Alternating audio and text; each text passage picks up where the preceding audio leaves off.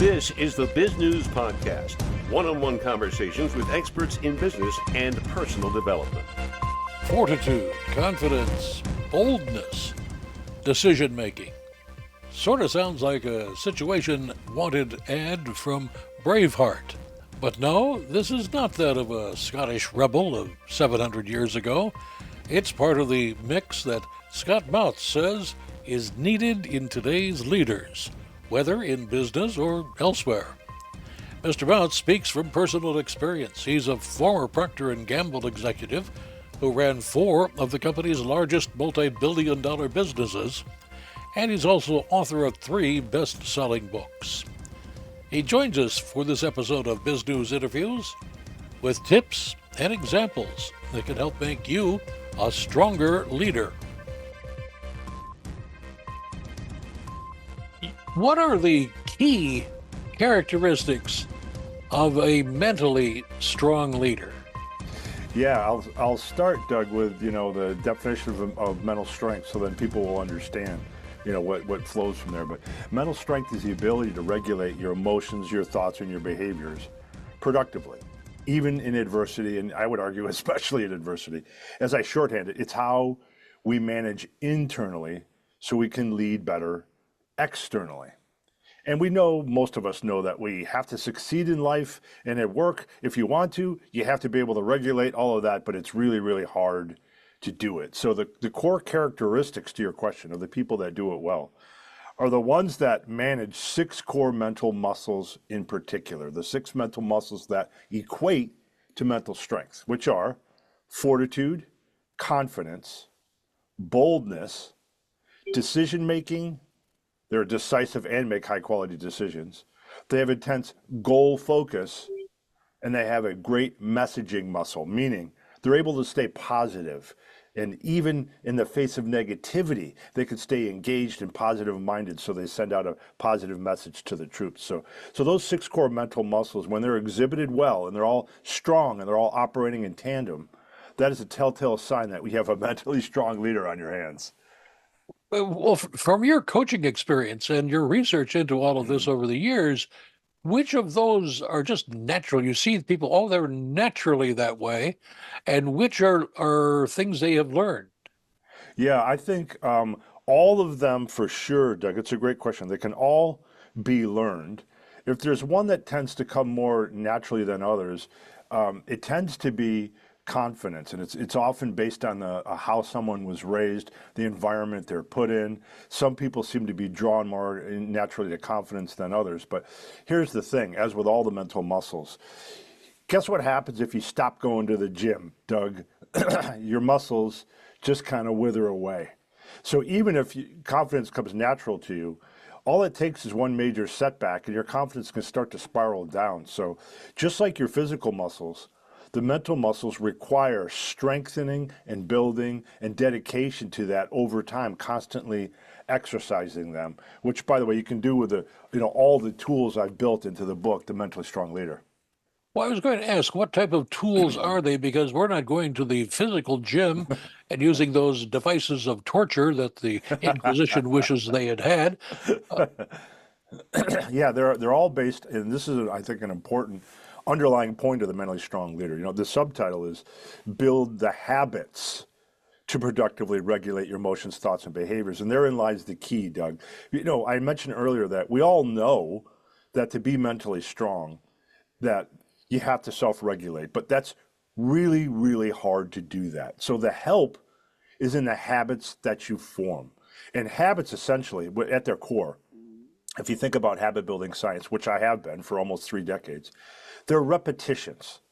So the tools in the book, The Mentally Strong Leader, across all of the mental muscles, they're essentially systems and frameworks that allow you to get the repetitions in on the desired behavior to strengthen the muscle that you want to strengthen. That includes, every tool has advice on the first small step you should take in building that habit. Every tool has a section in it called In Moments of Weakness. What do you do when you're trying to build your fortitude muscle and it's going well, but then you face a setback that you don't handle well? How do you recover from that in your moment of weakness? So it's all about building the habits, the repetitions, the systems, and the frameworks And that's exactly what the tools represent in the mentally strong leader. Scott, you've written a number of books over the years. Why is this one and its topic essentially the fourth and not the first?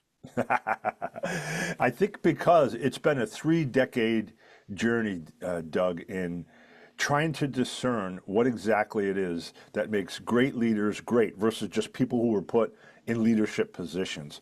And I've learned over the years the topic of mental strength just kept coming up. Even as I was writing my first 3 books, the topic kept surfacing over and over again as a distinguishing criteria of what makes the greatest leaders. And I'll give you a perfect example.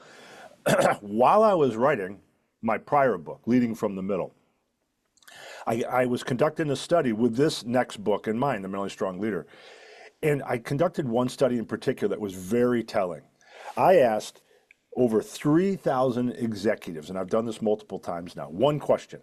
Thinking of the highest achieving organizations that you've ever been a part of, that overcame the most obstacles along the way, describe the key leaders in those positions at that time. And 90 to 91% of the time, every time I run this 3,000 person study, Doug, people describe the same exact attributes of a leader. They may not call them mentally strong, but that's what they're describing. They're describing leaders that had incredible fortitude, were super bold and very decisive. They had goal focus. They were confident. They stayed positive-minded. And when I would ask them, wow, would you pick a word out of this list that describes that leader? And I'd have mental strength, mentally strong, buried in a list of 100 in different columns for different groups. And 9 times out of 10, they would say, that's it. That's how I would describe them. They would circle mental strength. So once I started to figure out, like, wait a minute, I may have come across the concept that finally lets us put words to the leaders we have seen in the most adverse conditions that really shine. And that's when I knew, like, holy moly, I need to get what I've learned about mental strength over the past 3 decades out into the world. But it took some time for that gestation period, and that's why it's the 4th book, Doug. Long answer to a simple question. No. I was curious because it would seem to be the first thing you'd want to read in that series of books you have. Right. You need it for the other ones. But yeah, took it as a gestation period thing, if you will. What got you into all of this, Scott? Yeah, I worked in the corporate world for 3 decades, like probably many of your listeners, Doug. And I even wrote my first book when I was still in corporate. And I kind of soon discovered that my fascination of, being not just a leader with a style I was very proud of, that it produced results, but I found I was a student of leadership as well, and always so interested in trying to discern the difference between just an okay leader and truly great leaders. That after I wrote that first book, I found, like, whoa, man, I think I might have a platform here to make a broader difference in people's professional and personal lives with the written and the spoken word. And once I realized that, I knew I could impact more people than just continuing to rise up the corporate ladder. And that's when I decided to make the jump and start full-time writing books and speaking and teaching classes and doing keynotes, et cetera.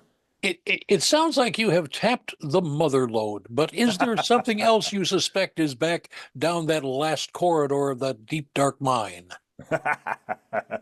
There could be. For right now, I don't know what that is yet because I'm putting all my energy into the mother lode. And somebody even told me, it's funny you say that, Doug. A question I get a lot, to the theme of your question, a question I get a lot is, okay, so what's the difference between emotional intelligence and mental strength? And I could quickly define that. Think of emotional intelligence as a piece under the broad umbrella of mental strength, right? Emotional intelligence is your ability to get your emotions to work for you versus against you. That's part of mental strength, but that's not all. Mental strength is so much more than that. It's not only that, it's also managing your thoughts. It's also managing your behaviors in a productive manner.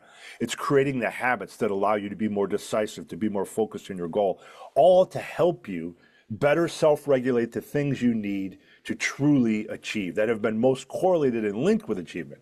So if you follow that, to your point, if EQ, emotional intelligence, has been the mother lode of the past 15 years, there's more articles on emotional intelligence that you could read in a lifetime.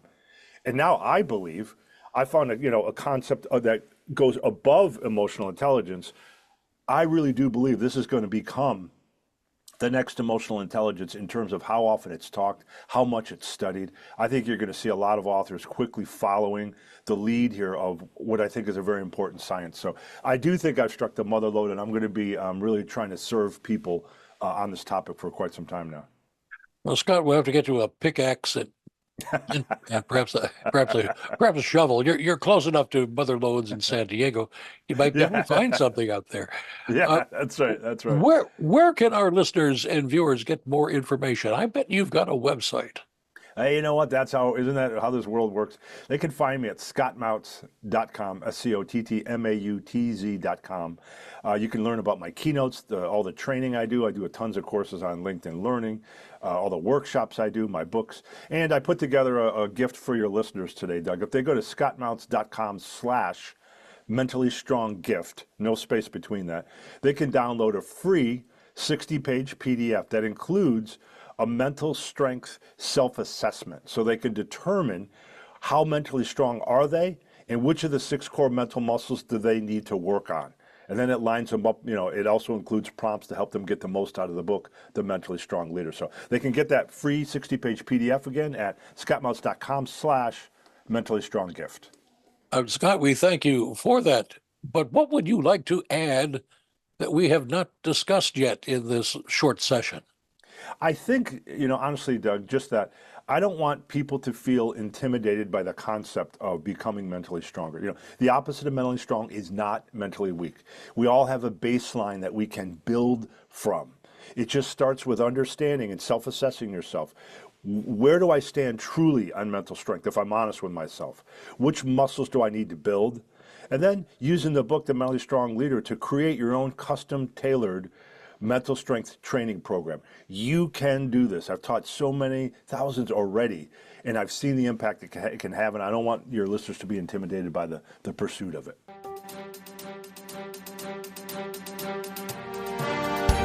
You've been listening to the Biz News Podcast. We welcome your input. Send your email to editor@biznews.com. That's BIZGNUS.com. Thanks for listening.